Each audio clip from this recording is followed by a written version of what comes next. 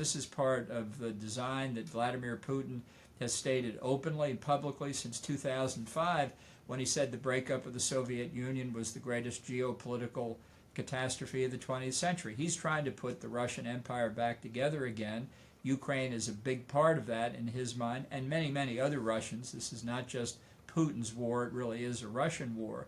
And if you can't see that, then you're blinded to the steps you need to take to resist the aggression and to try and deter future aggression, whether it's by Russia in Europe or by China along its Indo-Pacific periphery.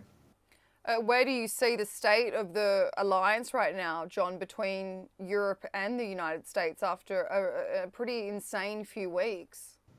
Well, I think it's in trouble, and I think it's important for, particularly for NATO members who are also in the European Union, not reflexively to say, well, we can't count on the United States, we'll just have the European Union worry about defense.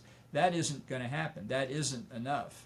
There's going to be a long period here of having to grit your teeth and bear with Donald Trump, try and distract him so he doesn't do more damage to NATO, in the hopes that when he disappears, he is an aberration and that we will snap back to a more normal policy. But it's going to be very, very dangerous for Ukraine. Zelensky comes to Washington on Friday, and he will obviously make another effort to try and keep the U.S. on side with Ukraine. And how well he does or how poorly he does could tell us a lot about what's going to happen once the real negotiations with Russia start.